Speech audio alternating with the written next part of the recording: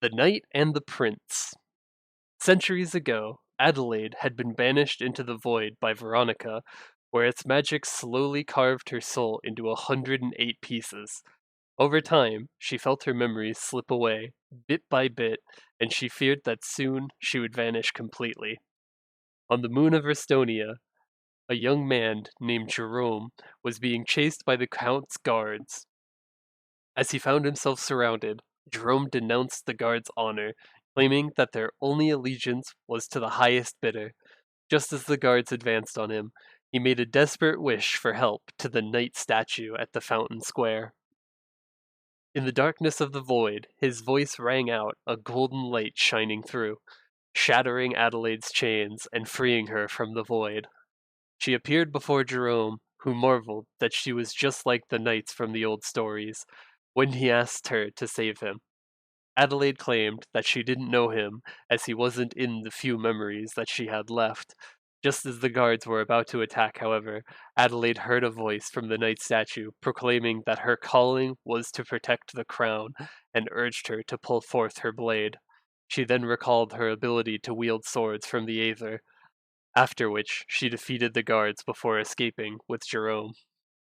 As they hid, Adelaide heard the guards refer to Jerome as a petty thief, yelling out that it would be better for him to turn himself in and pay for his sins. When Adelaide confronted him, Jerome stammered that she hadn't heard his side of the story yet. He added that he couldn't afford to get caught and told her that she would also get arrested with him if they surrendered. She conceded that the guards would consider her to be his accomplice, and that it wouldn't do to get caught while her memories were in a haze. Jerome told her to split once he created a diversion, and asked her to meet him at the fountain on the bell's fifth toll. After they escaped, Adelaide hid in a deserted plaza and recalled that the knight statue at the fountain had a voice which seemed to know her, just as she felt her old power flowing into her. As she wanted answers immediately, Adelaide decided to go after Jerome instead of waiting for the designated time. She found him attempting to break into a building when he suddenly lost his footing. After he began falling, Adelaide shot a rope attached to an aether blade onto the building, allowing Jerome to grab onto it as he fell. She then watched him climb into the building through the window and quickly leave. Jerome was surprised to see her and defended his actions by explaining that he was returning a stolen item to its rightful owner. Suddenly, they heard a voice from the building, marveling at the return of their family heirloom. Jerome explained that the family heirloom had been stolen by corrupt nobles. He then asked if Adelaide would serve as his knight in order to help him return the rule of justice to Restonia.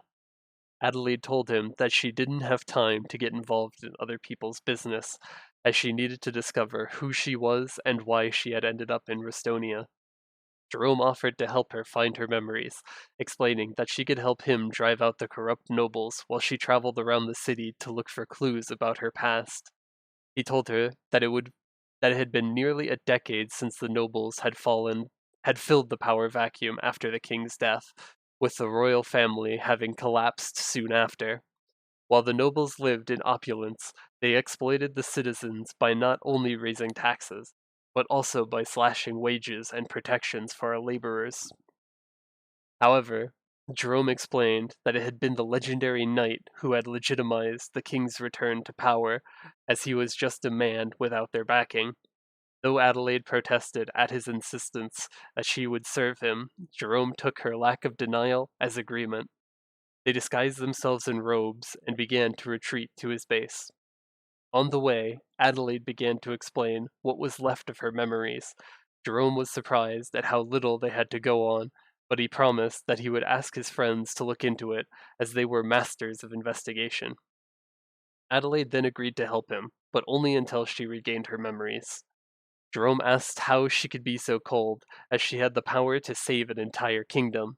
He then remembered that he had meant to give her something and bestowed a knight's token, a necklace which he had explained was a family heirloom, and told her that she could sell it for a handsome price if she decided that she couldn't trust him.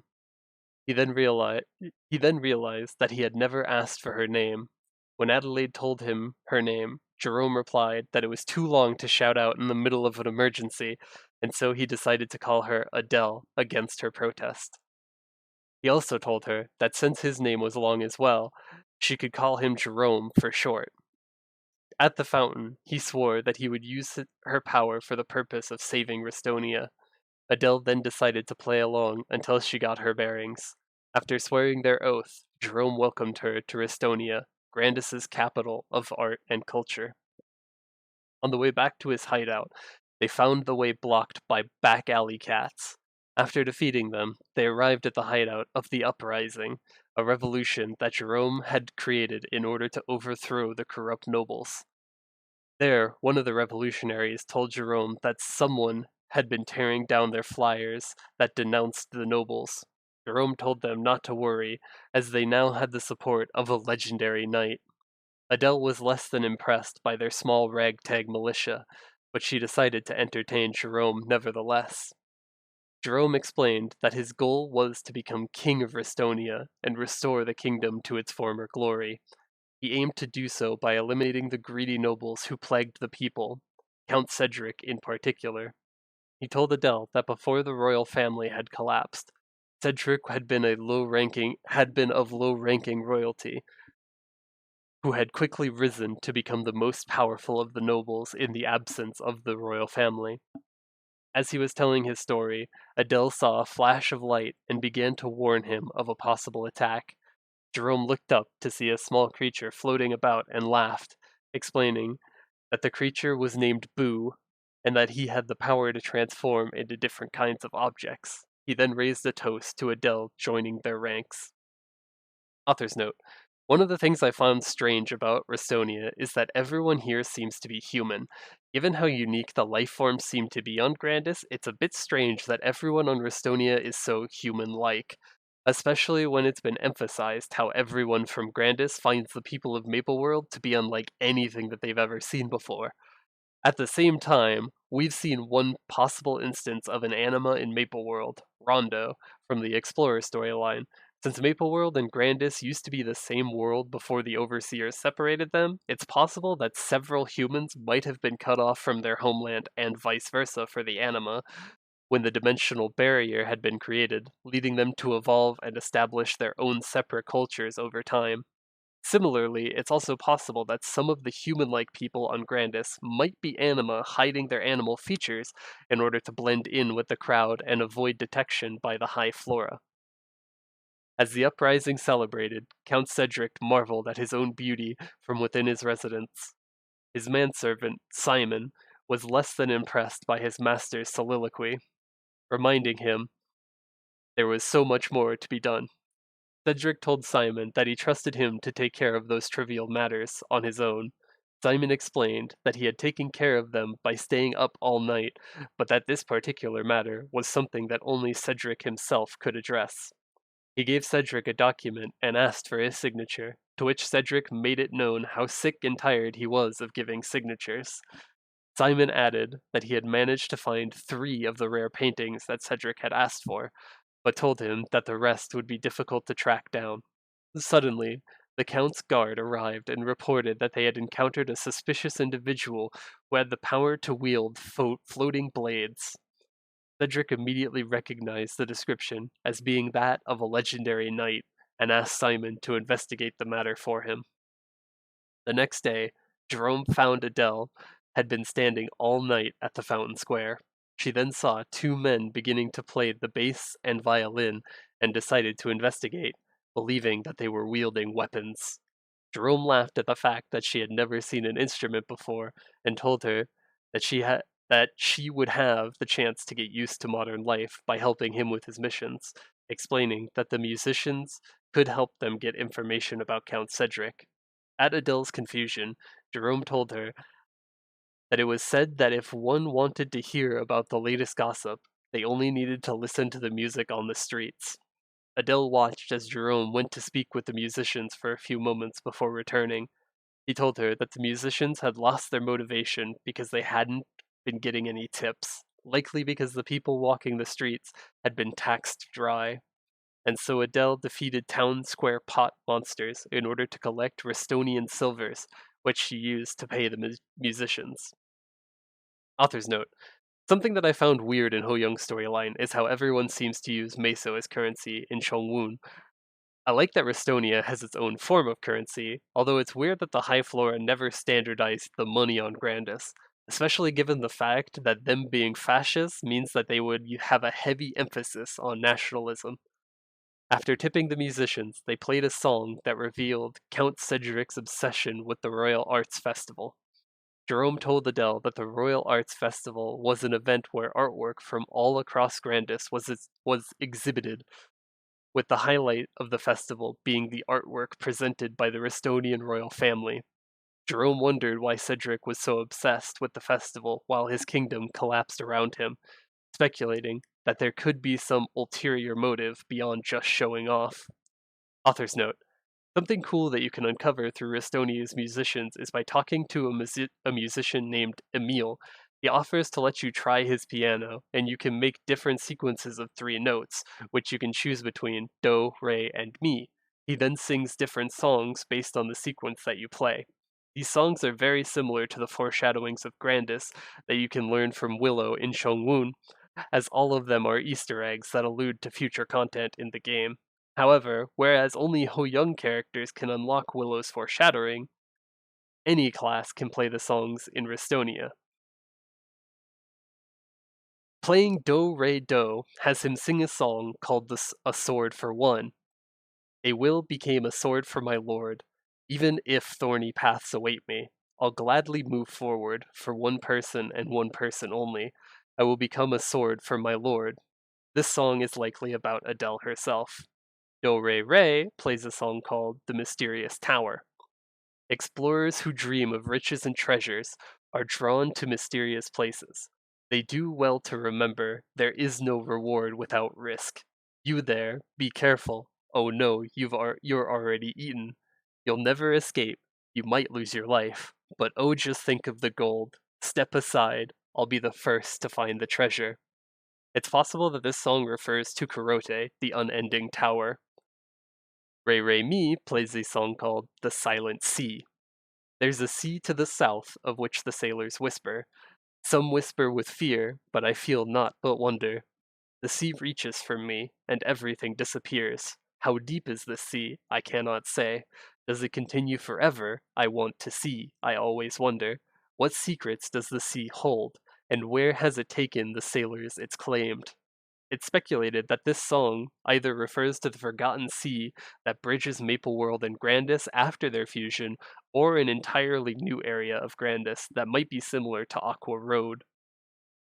Mi Do Mi plays a song called Wait, Bunny, Wait. I saw a bunny in the moonlight, hoppity hop, let's follow, and before we knew it, the world all around us transforms to an alien landscape. I'm watching you, bunny. His tail is charming, but don't be fooled. See, his leg is flying at you. Even if I cannot go back, I don't mind. Hoppity hop. Please just once, tell me about your world. Is it full of moonlight? Take me with you. Hurry. No one knows yet what this song refers to, although it's possible that might have something to do with Cosm, a member of the Angler family who seemingly turned against them. Cosm wears a bunny-eared headband, and their name in KMS is Lepus, which is the Latin word for hair. Our first meeting with Cosm was in Detective Rave's case notes, in which Cosm wears a hazmat spacesuit with galaxy patterns inside their helmet, which might relate to the alien landscape. The final sequence, Mi Re Do, plays a song called An Unreachable Love Song. When I was young, my mother told me stories of the man with the silver hair, a gallant knight with a sword of white, whom I had never met before. But to his legendary tale, I lost my very heart. His righteous chivalry held endless charm. Yet we can never meet. He and I were parallel. The love can never be. Once again, we have no idea what this could be referring to, although it's possible that it might be a character that we'll meet in the future, or perhaps even a new class. I also wonder whether it has any relationship to the princess in one of Willow's foreshadowings, who locked herself in her grand castle. After learning all that they could from the musicians, Jerome decided to look through the newspaper. As he struggled to explain newspapers to Adele, she followed him to continue, even though she knew what they were. Oh, she allowed him to continue, even though she knew what they were, as she found his flustered gesticulations entertaining. Jerome noticed her laughing, and asked her what she was laughing at, to which Adele lied and told him that she had a tickle in her throat. Though Jerome didn't believe her, he told her that for whatever reason, it was nice to hear her laugh.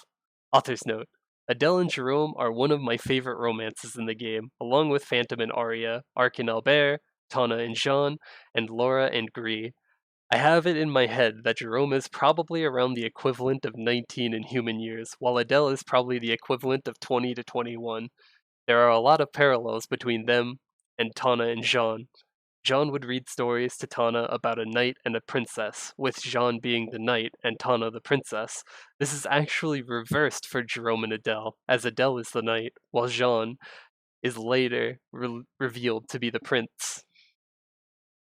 After Adele collected the Restonian dispatch from the monstrous news machines, Jerome was disappointed to see that it was filled with unflinchingly positive propaganda for the Count. Author's note: I like the implication here that the people have to fight the news machine monsters every time they want a newspaper.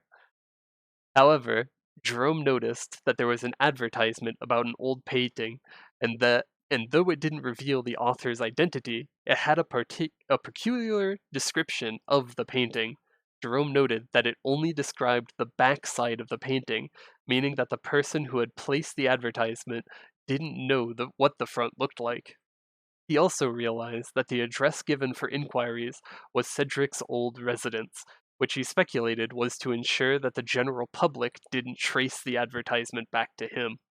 Jerome found it suspicious that someone in Cedric's position should feel the need to cover up something as mundane as buying a painting, and so he decided to visit some acquaintances whom he believed might know more about this painting. As he wanted to go alone, he asked Boo to show Adele around the city in the meantime. Boo signaled Adele to follow him by dashing away. As she chased after him, several of the residents noticed that a hooded figure, who was really Count Cedric in disguise, was tearing down Jerome's flyers that criticized him. The residents confronted Cedric and asked if he was one of the Count's bootlickers, and Cedric used the experience to reaffirm his belief that the reason why he was hated was because the people of Restonia were jealous of his beauty. Author's note: This man has officially lost the plot. Simon needs a raise. Suddenly, Adele arrived and found the residents accosting Cedric, who was still in disguise. Unwilling to get caught up in another chase like last time, she decided to scare off the man with a few flashy strokes of her blade. Cedric instantly recognized Adele as the legendary knight from his guard's report. After the men had been scared off, Adele left and ignored Cedric's request for her name. Cedric then interpreted what had happened to mean that his legendary knight had finally appeared in his moment of distress. Just then, Simon arrived and chastised Cedric for leaving the house and needlessly tearing down Jerome's flyers, thus putting himself in danger. As Cedric was escorted back home, he swore to prevent Adele from leaving him again. Back at the hideout, Adele returned with Boo, where Jerome introduced her to his colleagues, Rook and Laddie. He told her that they were experts in acquiring information, and so he had asked them to look into her past. Based on the information that she had provided about her memories, they concluded that her memories could only have been about the Flora Civil War, which had happened centuries ago. While they continued to look through old manuscripts about the war, they also learned about the paintings that Cedric was looking for. They explained that the painting was being stored in the basement of an antique store, and that they had also found a way inside. However, they told Adele that she and Jerome would need to investigate the painting that very evening, as it was scheduled for sale the next morning. Jerome told Adele that he knew that some of their actions might not sit right with her, but he assured her that it was all for saving their kingdom, as he could never forgive himself for not doing everything in his power to save Restonia. He then asked if she would be willing to break into a shop with him, to which Adele accepted. That night, they broke into the basement and found the painting that Cedric was after, which appeared as though it had been ripped by hand from a larger work.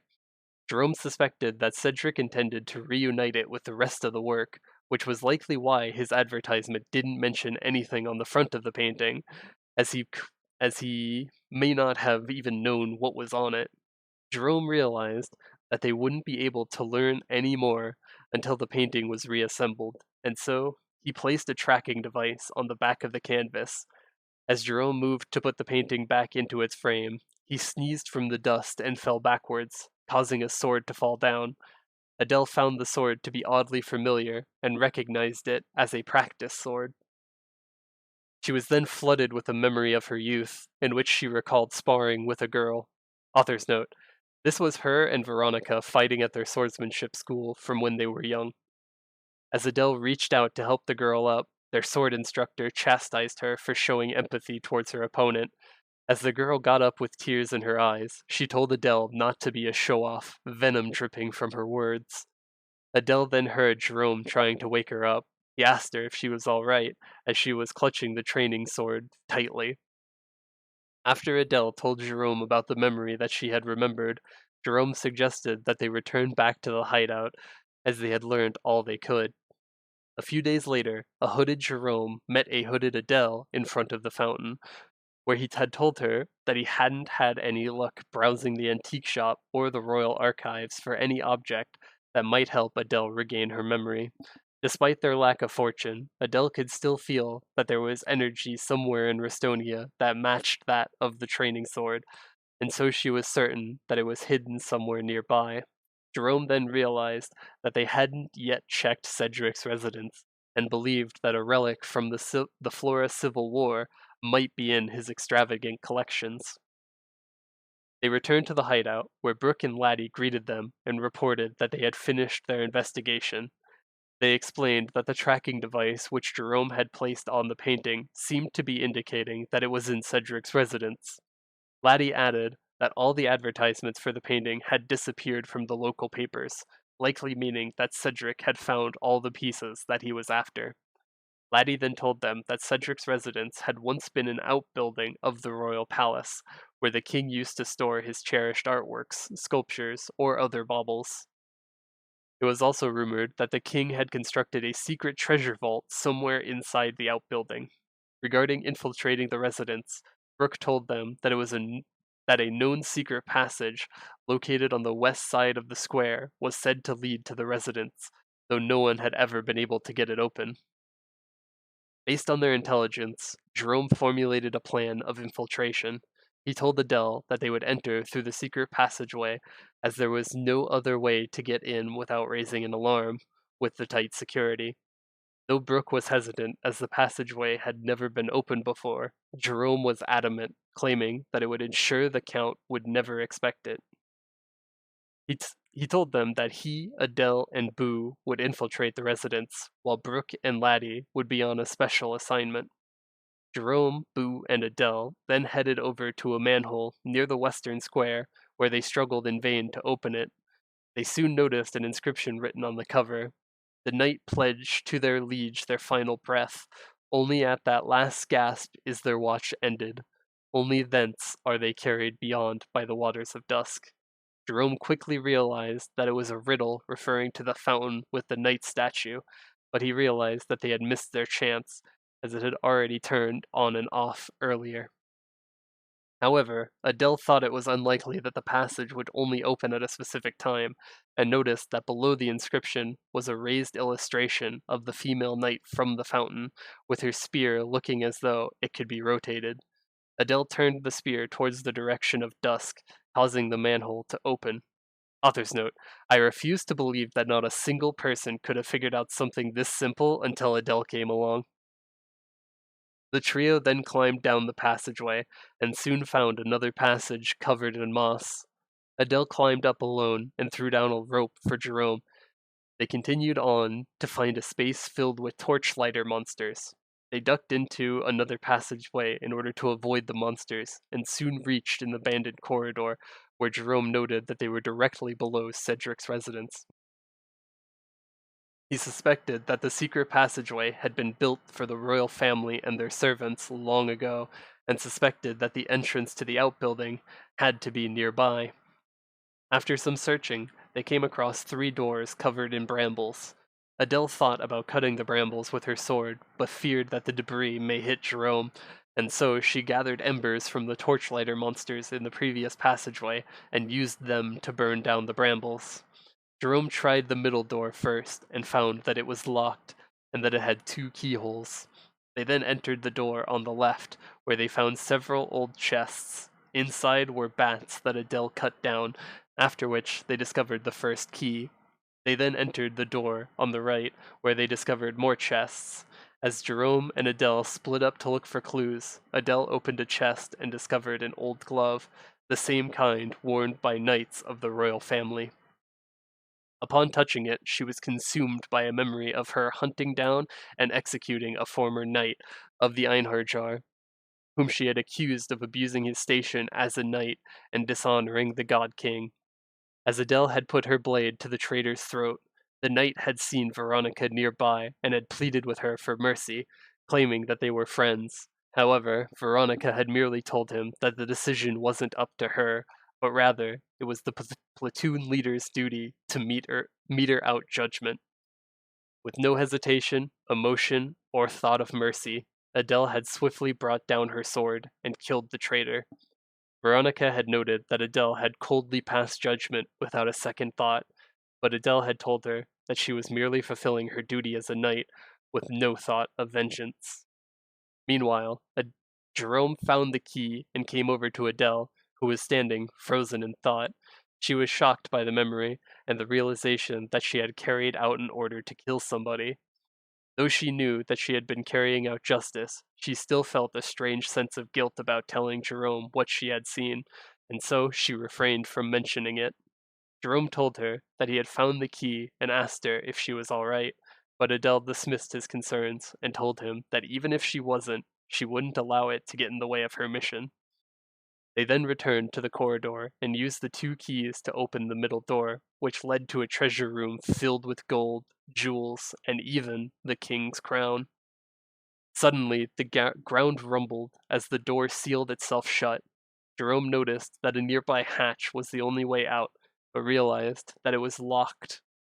After searching the treasure room, he picked up the crown and read the inscription on it. Those who would seek the crown must learn to sacrifice the few for the many. Art thou worthy of the throne?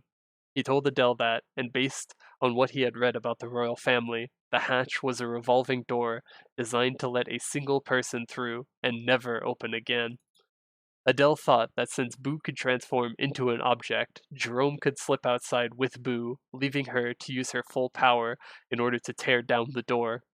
Jerome told Adele that if he wanted to become the king, he would need to sacrifice for the greater good.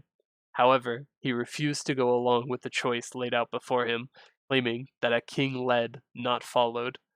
He then placed several jewels in the hatch, keeping it stuck halfway, allowing the trio to escape together. Adele was impressed and began considering that Jerome was indeed a worthy heir to the crown. After going through the hatch, they found themselves inside the Count's residence. Because of the high security, Jerome instructed Boo to sneak past the servants by taking the form of random objects along the way in order to get to the other side of the house and cause a distraction. With Boo's aid, they were able to make it to the Count's study, where they hid behind the curtains and lay in wait. There, they overheard Simon tell Cedric that based on the restored painting, a key was needed to awaken the ancient god. Author's note: most of the newer classes and storylines created after the Black Mage arc seem to involve awakening the ancient gods. Most likely, this is a hint towards Darmore's larger plans beyond just remaking all life. Cedric mused that there wasn't much time left until the arts festival, but he'd hoped that it would give them an opportunity, as he believed there would likely be a high floor officer in attendance. He instructed Simon to continue searching for the key in the meantime. Simon asked if his plan was wise, as according to the painting's interpretation, meddling with the power of the ancient gods would bring about a great calamity in Ristonia. the kind that would destroy an entire kingdom. Cedric dismissed his concerns, claiming that he was only handing the key to the High Flora, and whether they chose to awaken the ancient god was none of his business. He vowed that he would do whatever it took to secure his standing, as he could never survive living as a peasant. Adele wondered who the ancient god could be, and why they were awakening them if it meant Restonia's doom. She also wondered whom they intended to turn the key over to. Author's note: I mentioned that they wanted to give the key to the High Flora, but they don't specifically name drop them in this conversation, which is why Adele wonders this. Suddenly, Boo transformed back into his usual form, unable to hold his disguise any longer. Simon and Cedric immediately discovered them and called for security. Jerome gave Brooke the emergency signal, and moments later, flares were sent up from a nearby building. Adele immediately grabbed Jerome and jumped out the window to the opposite rooftop. Jerome, flustered at being carried bridal style by Adele, told her to put him down. At his insistence, Adele put him down, but ordered him to stay behind her at all times. Adele then fought her way past the guards, escorting Jerome safely to a faraway rooftop. Suddenly, she felt faint and passed out as though she had returned back to the void. Sometime later, she awoke on a boat with Jerome, who explained that he had snuck past the guards while carrying her and sailed away. Adele was dazed, wondering if her time in Restonia had been an illusion, and whether she was still trapped in the void. Jerome asked Adele what she was thinking, and told her that she sometimes seemed as though she were a million miles away, as though he and everything else weren't real.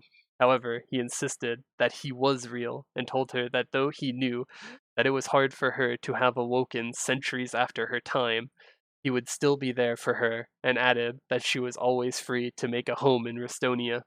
He then laughed and asked if he was being too sentimental, though he assured her that though she carried a large weight on her shoulders, she was not alone. His words caused Adele to smile for the first time since they had met, and Jerome told her that he hoped that she would have more to smile about in the future. Author's note: get yourself someone who looks at you the way that Adele and Jerome look at each other. A few days later, Brooke and Laddie returned to the hideout and told Jerome that they had been unable to find the key. However, they did find a strange article in the newspaper about the arts festival, in which Cedric had revealed in an interview that he had discovered a work that would reveal shocking secrets from the kingdom's pasts. Knowing that Cedric planned to sell the key, Jerome vowed to stop him. Brooke and Laddie told them that they had managed to obtain a pair of invitations to the festival, and explained that it was a masquerade ball. While they prepared to infiltrate the event, Cedric marveled at the thought of the legendary knight being in his home. To Simon, he concluded that Adele was being forced to aid Jerome, who he called a ruffian. Simon, however, told Cedric that he had personally investigated Jerome and discovered that he was the last prince of Restonia. Cedric was taken aback, as he believed that there was no one left with blood ties to the throne. Realizing that Jerome would likely try to steal his crown, Cedric told Simon to hasten his efforts in finding the key. On the day of the arts festival, Jerome, Boo, and Adele made their way to Cedric's residence. Adele was feeling distracted by her earlier vision of the void, terrified at the thought of her reality being stripped away at any time. However, she forced herself to focus, telling herself that after their mission, her duty as a knight would end, and she and Jerome would go their separate ways. Just then, Boo flew away on his own. Jerome explained that Boo usually did whatever he wanted, and told Adele that he needed to meet up with Brooke and Laddie in order to ensure that the preparations were complete. He handed Adele a mask and told her to enjoy herself in the meantime. Adele made her way into Cedric's residence and examined the art pieces. She encountered a knight's token and read that it was identical to the pendants presented to the knights who had defended the previous god king centuries ago, modeled after the Einherjar, the gate to the royal palace. Oh, wait. Modeling after the Einherjar, the gates to the royal palace. Author's note: in Norse mythology, the Einherjar are the warriors who've died and gone to Valhalla, where they prepare for Ragnarok. the end of the world. Suddenly, Adele was consumed by one of her previous memories. She recalled her knighting ceremony, in which the God King was presenting a token to each of the knights, and Adele noted that he appeared to be a strong-willed but benevolent ruler. The God King then told them that above all else, he entrusted them with the protection of the Einherjar. Adele also recalled thinking how, though she and the other knights had sworn to give their lives to the God King, their oath would be broken on the field of battle.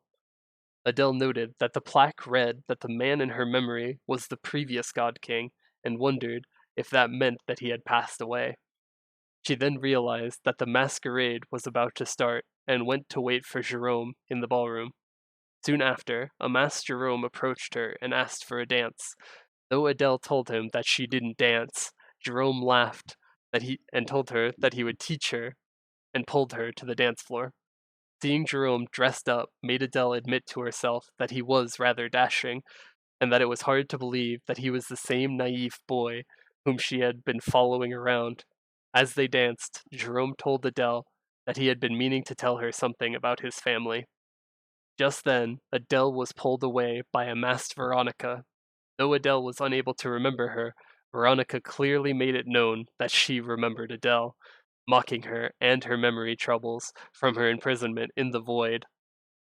Adele demanded to know who she was, but Veronica told her that it wouldn't be fun to simply give away the answer. Adele threatened her, claiming that she could strike her down in an instant, but Veronica merely mocked Adele for always thinking with her sword, asking if she really planned to attack her in front of the crowd.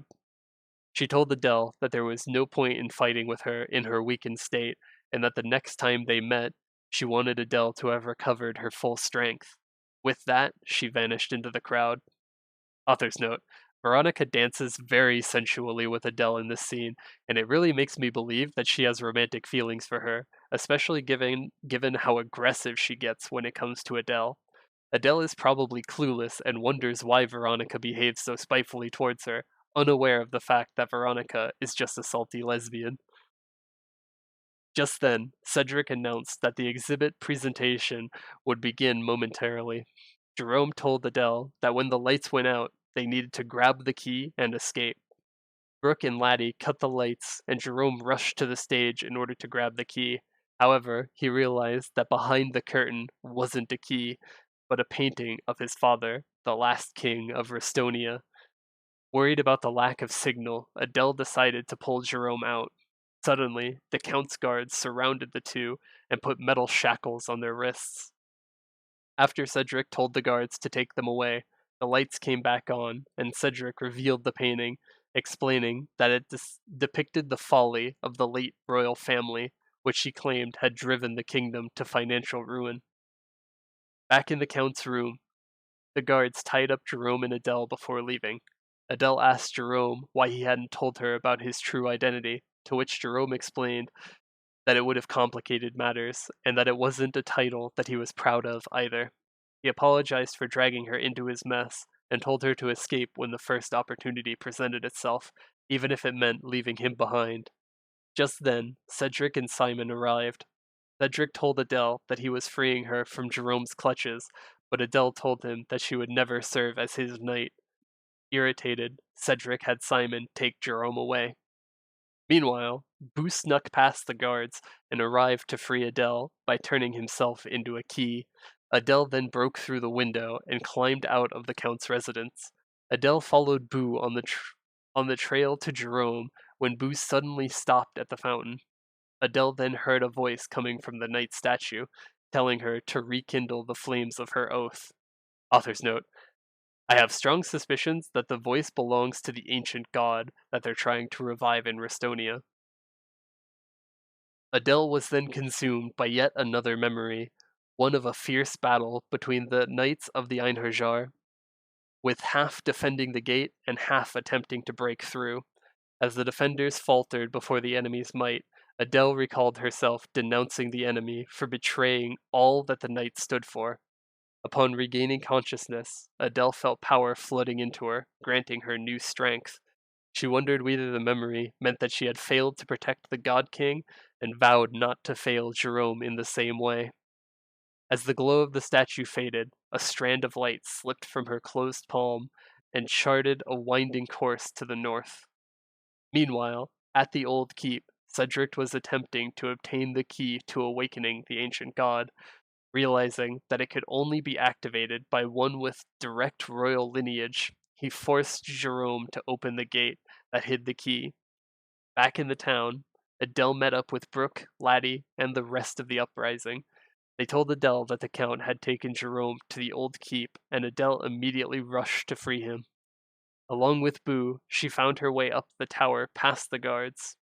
As Cedric approached Jerome to execute him, Jerome silently pleaded for Adele to rescue him, just as he had first wished at the fountain. Sure enough, Adele reached the bell tower, where she declared that she had come to fulfill her oath to her liege, Jerome, the last prince and rightful heir of Restonia. Cedric dragged Jerome to the top of the spire, leaving Simon to deal with Adele. After a surprisingly longer battle than expected, Adele managed to defeat Simon and rushed after Cedric. On the ground, the uprising successful in defeating Cedric's guards. Oh, they were successful in defeating Cedric's guards. Just as Adele advanced on Cedric, she felt the void pulling at her once again, causing her to collapse. Cedric was impressed by Simon for having weakened a legendary knight and told her that once he delivered the key to the High Flora, his throne would be safe at last. He then threw Jerome over the edge of the spire and walked away. With the last of her strength, Adele jumped after Jerome and grabbed onto him, barely floating in midair with her burnt wings. Author's note: one thing that I really don't like about the Flora classes is that all of them have lost their wings except for Ilium. I know that it's probably to make him feel unique, but it's getting to feel really contrived for Nexon to keep making excuses about why literally every playable Flora class other than Ilium can't use the one feature that they're known for, especially because Flora wings are so nice to look at. I feel that's the same way about Cadena and Kane as well. One of the best parts of shifting the story focus to Grandis is that we can explore unique non-human races. Making non-human classes change their features to look human just for the sake of simpler character designs, or whatever their reason is, makes it feel like we're losing out on one of the main selling points of Grandis instead of just keeping the focus on Maple World. Especially since there are so many unexplored story threads left to cover, I would absolutely kill for some Flora wings as a cash shop cape with customizable colors. Jerome told Adele that even though he had told her to save herself, he was glad that she had come back for him. Suddenly, fireworks began to burst in midair. Jerome laughed at Adele, who thought that they were under attack, and explained what they were. Looking at Jerome smile, Adele realized that she had never used to smile before she had met him, and she felt that being with him gave her the hope that even someone like herself was worthy of happiness. Author's note: if I die, I want it written on my grave that it was because of how cute these two are. A few days later, Cedric crawled his way towards the fountain square, where High Flora soldiers awaited him. Cedric lamented his fall from power after having squandered all of his fortune on the arts festival, and hoped that with the key he would be able to clear his massive debts and return to the throne. At the sighting of Veronica approaching, Cedric marveled at her beauty, believing that it rivaled his own. Unimpressed, Veronica demanded that he hand over the key to her immediately. Cedric opened the box containing the key, but to his shock, it was actually Boo, who had taken the form of a key. As Boo flew away, Cedric pleaded to be given a few more days to set things right, but Veronica ordered her soldiers to take Cedric away. Just then, Simon approached and told Veronica that he could do with Cedric as she saw fit, as he was unable to protect him any longer. Veronica then tasked Simon with recovering the key, telling him to not fail as Cedric had. Author's note: Simon 100% deserves this promotion after all he had to deal with from Cedric. Sometime later, Adele and Jerome arrived at the fountain square, where they found a newly built monument. Jerome explained that it was called the Heroes of the People, funded by the people of Restonia after hearing how the uprising had stood up against the Count. Adele asked what had happened to the real key, to which Jerome explained that he had pickpocketed Cedric while he had been talking.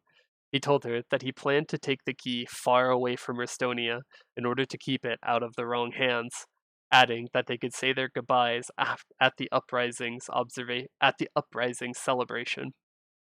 Back at the hideout, Jerome's comrades reported that they had successfully redistributed the riches of the nobles who had deserted town. Brooke and Laddie asked Jerome to take them with him. Jerome told them that they needed to stay behind and lead the uprising in his absence. He then asked them to give Adele the results of their investigation. The document which they had discovered detailed the races of Grandis, as well as information on the Transcendents. It also listed that Gerard Darmore was currently the reigning god king of the High Flora.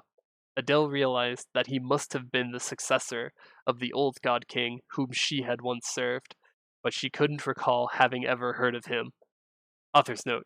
This part is interesting because it doesn't make sense that Adele had never heard of Darmore when he was the prince of the High Flora.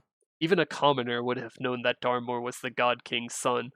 What's also interesting is that she doesn't recognize his family name either. This is assuming that surnames are passed down in flora culture the same way that they are in human culture, meaning that she should have recognized the connection between the two that way.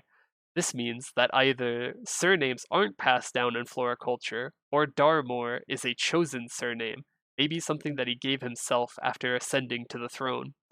I guess that the other explanation is that she hadn't regained her memories of Darmore at that point, but I'm really hoping that that isn't the case because it feels way too contrived that every class who's ever met Darmore in the game, such as Ark and Adele, have conveniently lost their memories of him in order to keep them just as in the dark about him as the other classes.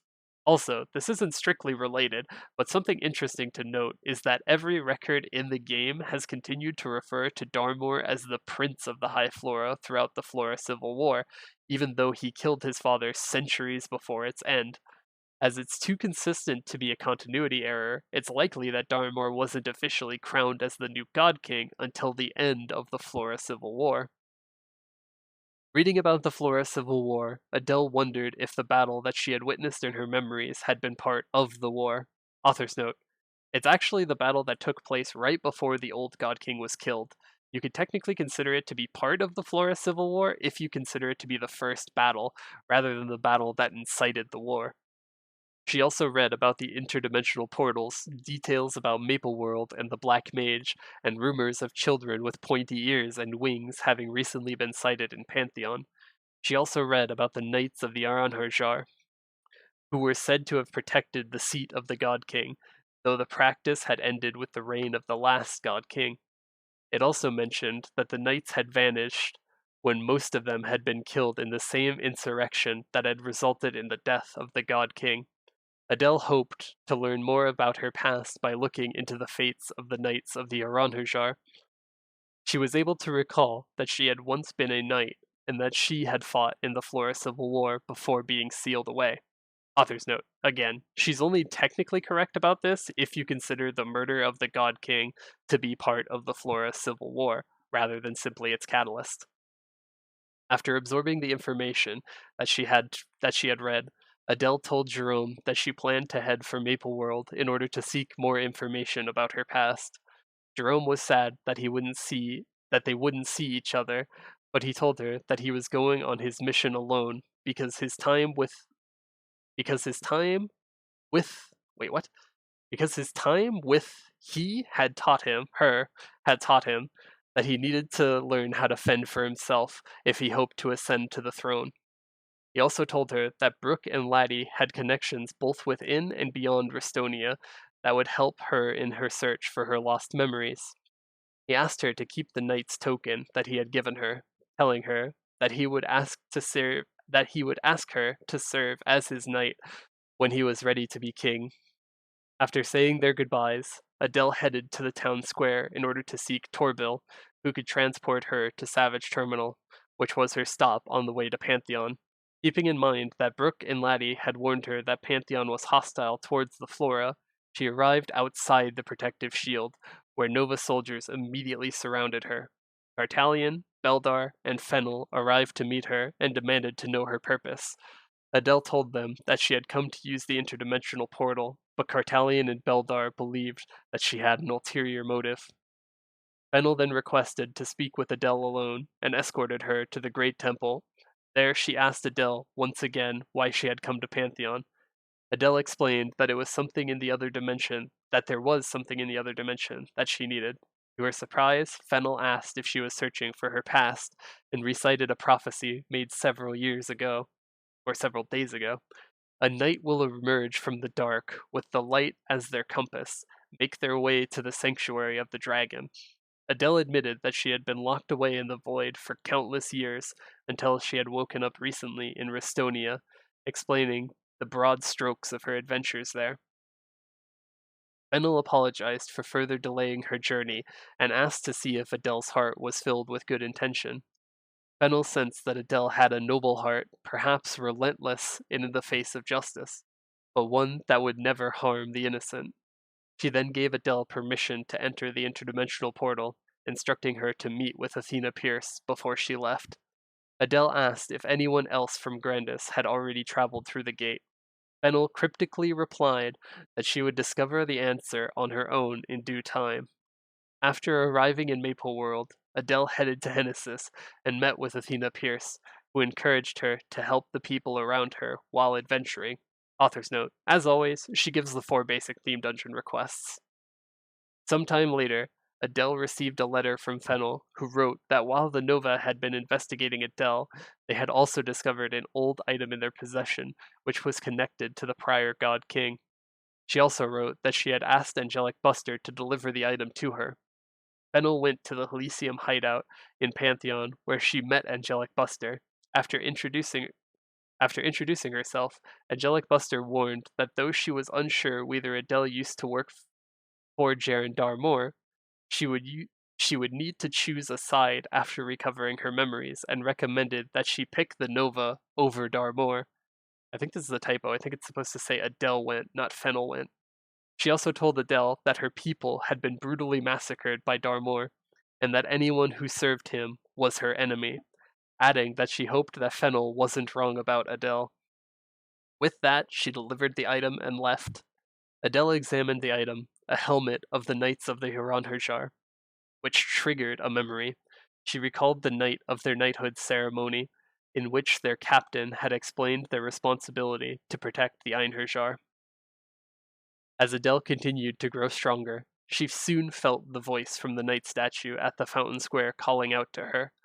The image of the fountain filled her mind, with the voice commanding her to answer the call. She was flooded with a memory of the last battle between the knights of the Einherjar, in which Adele defended the Einherjar against an unknown enemy.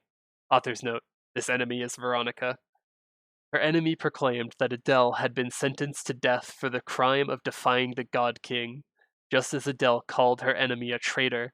After the memory faded into her mind, new power flooded into Adele, though she wondered whether this memory meant that she had been the one who'd betrayed the God King. Author's note: Adele's memories are a bit confusing as you play the storyline, especially since they don't come back in chronological order.